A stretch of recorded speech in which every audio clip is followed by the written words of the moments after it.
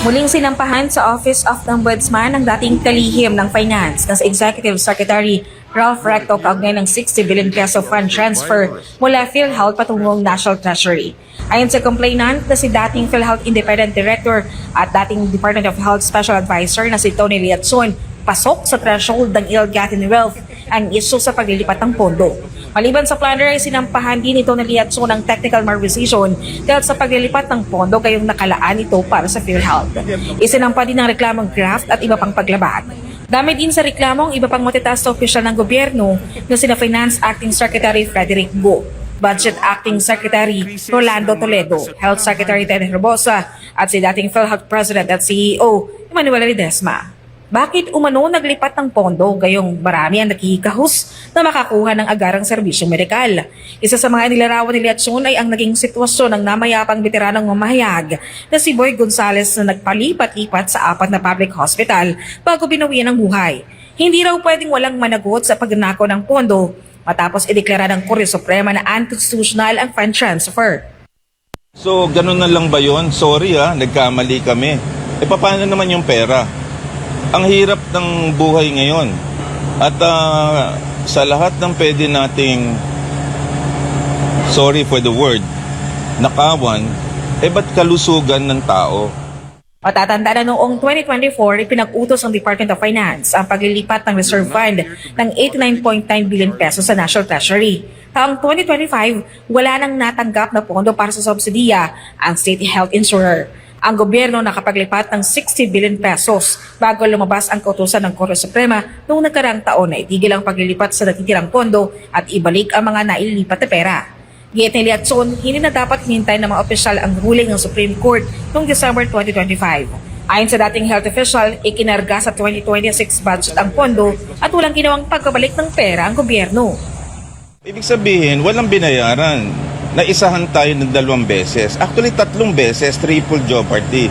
Kasi nung 60 billion, hindi nagamit siya na maraming pasyente nagka-heart attack, nagka-cancer, na-stroke, yung mga nagda-dialysis, yung mga unpaid hospital claims. Diba? Samantala kasama sa paghahay ng mga reklamo ni Liatzon ang iso ng umanay diversion ng 107 billion pesos na pondo mula sa Philippine Deposit Insurance Corporation. Matatandaan naman na noong nakaraang taon may isinampa ng parehong reklamo laban sa mga nabanggit na opisyal na inihain ng Save the Philippines Coalition. Samantala tinawag naman ni Recto na harassment at pampagulo ang pagsasampa ng reklamo ni Liatzon. Kaya nito, sinunod lang niya ang batas at in good faith ang ginawang paglilipat ng pondo. Muling sinampahan sa Office of the Ombudsman ang dating kalihim ng Finance na si Executive Secretary Ralph Recto kaugnay ng 60 billion peso fund transfer mula PhilHealth patungong National Treasury. Ayon sa complainant na si dating PhilHealth Independent Director at dating Department of Health Special Advisor na si Tony Liatzon, pasok sa threshold ng ill-gotten wealth ang isu sa paglilipat ng pondo. Maliban sa plunder ay sinampahan din ito ng Liatzon ng technical malversation dahil sa paglilipat ng pondo gayong nakalaan ito para sa PhilHealth. Isinampa din ng reklamong graft at iba pang paglabag. Dami din sa reklamong iba pang matataas na opisyal ng gobyerno na sina Finance Acting Secretary Frederick Go, Budget Acting Secretary Rolando Toledo, Health Secretary Ted Herbosa at si dating PhilHealth President at CEO Emmanuel Ledesma. Bakit umano naglipat ng pondo gayong marami ang nakikahus na makakuha ng agarang serbisyong medikal? Isa sa mga nilarawan ni Liatzon ay ang naging sitwasyon ng namayapang veteranong mamahayag na si Boy Gonzales na nagpalipat-lipat sa 4 na public hospital bago binawian ng buhay. Hindi raw pwedeng walang managot sa pagnanakaw ng pondo matapos ideklara ng Korte Suprema na unconstitutional ang fund transfer. So, ganun na lang ba yun? Sorry nagkamali kami. Paano naman yung pera? Ang hirap ng buhay ngayon. At sa lahat ng pwede nating, sorry for the word, nakawan, ba't kalusugan ng tao? Matatanda na noong 2024, ipinag-utos ng Department of Finance ang paglilipat ng reserve fund ng 89.9 billion pesos sa National Treasury. Taong 2025, wala nang natanggap na pondo para sa subsidiya ang state health insurer. Ang gobyerno nakapaglipat ng 60 billion pesos bago lumabas ang kautusan ng Korte Suprema noong nakaraang taon na itigil ang paglilipat sa natitirang pondo at ibalik ang mga naililipat na pera. Gate ni Liatzon, hindi na dapat hinintay ng mga opisyal ang ruling ng Supreme Court noong December 2025. Ayon sa dating health official, ikinarga sa 2026 budget ang pondo at walang ginawang pagbabalik ng pera ang gobyerno. Ibig sabihin, walang binayaran. Naisahan tayo ng 2 beses. Actually, 3 beses, triple jeopardy.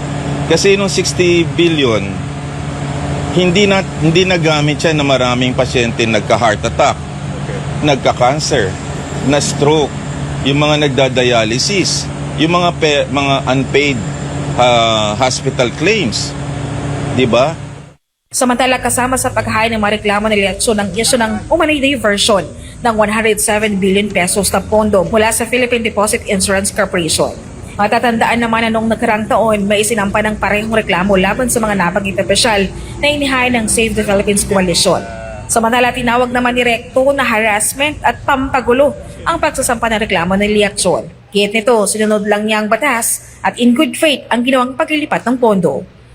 Muling sinampahan sa Office of the Ombudsman ang dating kalihim ng Finance na si Executive Secretary Ralph Recto kaugnay ng 60 billion peso fund transfer mula PhilHealth patungong National Treasury.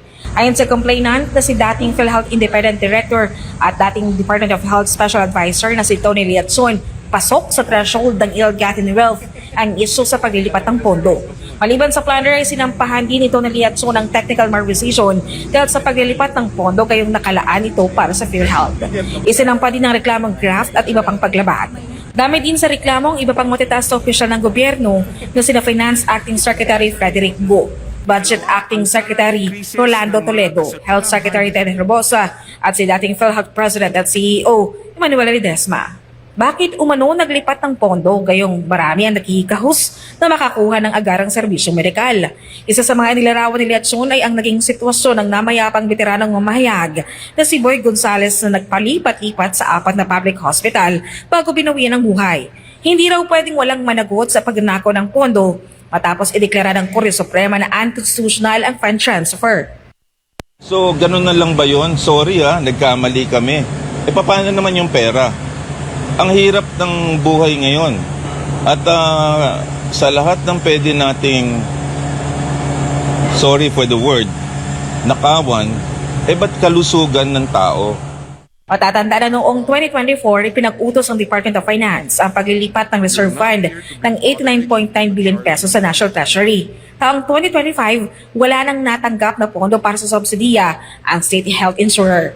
Ang gobyerno nakapaglipat ng 60 billion pesos bago lumabas ang kautusan ng Korte Suprema noong nakaraang taon na itigil ang paglilipat sa natitirang pondo at ibalik ang mga naililipat na pera.